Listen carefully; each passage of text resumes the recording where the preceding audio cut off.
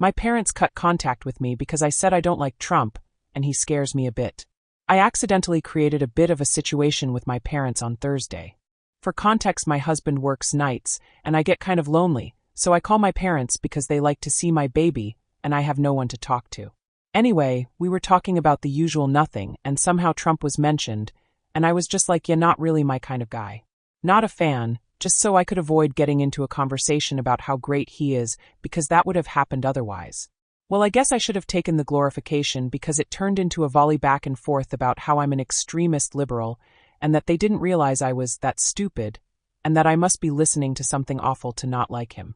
Well, anyway, I tried to explain, genuinely, what I've read about his policy that scares me, mostly things about the education system and tariffs, as I'm a broke teacher and can't handle it all pretty much being dismantled, which seems to be the plan. And I also knew that saying anything about the deportations would land me in a world of trouble, because apparently those people are trying to take the country away.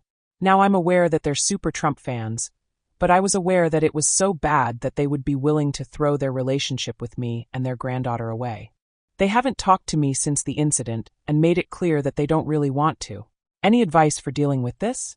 My child usually stays with them while I work on Mondays, so I guess I'm going to be stuck finding childcare now. Is it worth reaching back out, or is it a lost cause? When my mailbox moving became political. So when we bought the house and moved in 3 years ago, we accepted the location of the mailbox. It's on the other side of our driveway and across some uneven ground, about 50 yards away from the door. This wasn't a problem back then, but since that point we've had a series of bad luck.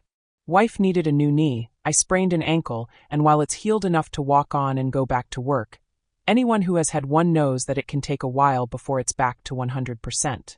So it was decided that the mailbox ought to be moved to the end of our path to the street. Straight ahead, on a flat and smooth surface, and only about 30 feet away. We asked the post office what we needed to do to move a mailbox, was told that all we needed to do was let the driver know that it being moved, and to just move it, making sure that it's numbered to match the house, so there's no confusion. Went to the store to buy a new one since the old one was getting a little ratty from getting hit a couple of times, and installed it this weekend. Which, to our amusement, was the best time to install it, since we actually caught the driver, and were able to tell her that here was the new mailbox, and that the other was going away. Great! Situation handled. Installation goes well, and now we're on to part 2. The removal of the other mailbox. Here's where my moving the mailbox got political. The old mailbox was on the same post as my neighbor across the street, and one house over, so we shared it. During this past election, I posted no signs supporting either of the candidates. My neighbor John, not real name, had a half-dozen signs, flags, and a banner in his yard in support of a certain candidate. John came over as I was removing the old box and complained that the only reason I was doing this was that I didn't support said candidate, and this was my petty-ass reason, and that I just didn't want to be associated with him. In truth, I didn't want to be associated with him. Largely before we knew he was a supporter, he wasn't a very pleasant person. Walking my dog, he'd yell at me to keep that goddamned mud off of my yard, even though I was on my side of the street. He'd also call animal control on me about my chickens running loose across his yard, when in reality it was his neighbor to his right that had the chickens. I don't have any, although I did buy a used chicken coop, since it's also a very nice unit for keeping my wife's Angora rabbits in. So I could see the confusion. We used to wave to him like we'd do for any of our neighbors we'd see outside, and he never waved back, typically just ignoring us and making a point to look at something, anything else other than us. Unless we had the dog, and he'd watch us like a hawk to make sure we didn't come near his lawn. Honestly, we disliked him long before we knew he was a supporter. I explained the medical condition, the walk through uneven ground that I stated above, but that wasn't enough for him. He threatened to call the HOA. We don't have an HOA, we have a neighborhood association that only concerns itself with collecting donations for snow removal and mosquito spraying. I just finished removing the mailbox and went back inside and vowed to ignore him from here on. I do not understand this kind of entitlement at all, lack of basic self-preservation. My daughters, 32 female, live-in boyfriend, 34 male, and the father of our grandchild, of whom we have custody, has a level of entitlement I frankly cannot understand. I'm just left with my mouth gaping open at his attitude. He moved to our state 5+ years ago, following our daughter after he was evicted from his family's homes for being a deadbeat. Both his mother and aunt have kicked him out, and will not allow him to return. His mother kept his dog and kicked her son out. That's funny to me. Since his arrival, he's not held a regular job for more than a week. His most recent example was him working for a grocery store in the deli. He quit after a week when they passed him over for an assistant manager's spot. A week. He started many jobs in the past 5 years and quits nearly immediately after they offend him in some way, which usually is a trumped-up reason based on some slight offense, mostly not treating him like the royalty he thinks he is. Another example, friend of a friend got him a job on a construction site. He just had to arrive with safety boots, and he'd be guaranteed to have a job holding a sign that said slow/stop on it. Just stand there and hold the sign. He missed the start date. However, he lucked out as the FOAF involved was sick that first day, and they rescheduled a start for the following week. Boyfriend didn't show. No job for you. He's done some DoorDash and similar gig work, but will only do it if his girlfriend goes along, so she can do the jump out and get/drop the package part of the gig. He just wants to drive. This means that he is only willing to work when she isn't at work. This is now moot since their cars have been repossessed. Daughter later lost her $25 per hour full-time job. Her fault, see below too long to read note, and is now cleaning houses/Airbnb/apartments as gig work. She's their sole income source. At one point he got into a state program that gave you a place to live, gave you drug/alcohol/employment counseling, meds, and worked to integrate you into society. He didn't last a week after he refused to participate in group counseling sessions, and of course, participation is a requirement for the program. There was a time where our daughter was in jail/rehab where he didn't have a place to live and was living on the street. He'd rather do that than get a job.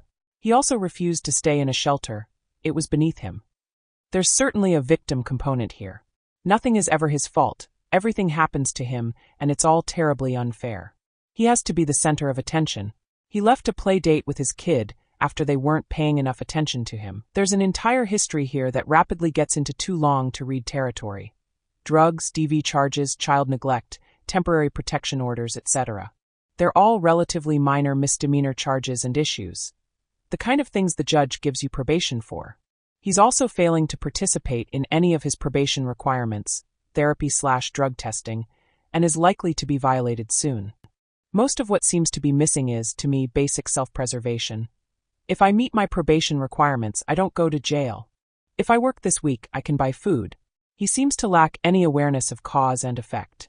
For the record, he spent about a week in jail after the DV thing and was calling his girlfriend multiple times per day to bail him out. He doesn't like jail but won't do anything to avoid it. She did bail him out and he missed his court date afterward. I just cannot understand that he doesn't seem to understand that, if you work, then you can eat and sleep in a bed. His avoidance of employment, and any form of responsibility, is like some sort of compulsion or mental illness. There's nothing rational about it. It strains my liberal brain, the part that says give people a hand up, not a handout. He only wants the handout. Any hand up is refused. Thanks for reading my rant. Apologies for the ellipses and parenthetical remarks. I write like my ADD brain thinks, which is with lots of parentheses. Rich people LOL, so out of touch. My partner's sister is a model who dates a famous comedian who makes millions each show/weekend they perform. My partner's parents are millionaires who are staying with us for 2 months, but the model comes over periodically. The funny thing is the model was crying about her nanny, which her and her $1 million comedian partner flew in from overseas, arrived a few hours late one night, and the model was so tired and upset that the nanny was late and she had to look after her kid herself. Entitled model came over to our house to complain about it for hours, and everyone was so sorry for her, surrounding her, comforting her, she was in tears. Such a difficult life. Imagine all those single mothers who can't afford a nanny at all anyway. She then complains about keeping all her money in her savings account this past year, as she could have afforded a house before but can't now, and it's so annoying that she's had all that money in her account this whole time. Meanwhile, I'm here after a cancer diagnosis at 32, unemployed, super anxious, in debt and barely able to function in job interviews, trying to be hospitable, yet I'm still judged for not having a job and drinking too much. Also told to get on with it, by the model's mother after my diagnosis, even though the model's mother has never worked hard in her life and has been carried by her psycho husband for the last 30 years. Dunno why I'm posting this, guess I just feel like a prisoner in my own house. As long as the rich and famous are happy, right? Who cares about the rest of us? Just wanted to vent a bit. Back into my cupboard I go, pretending I don't exist. 1 month to go. Laughing face.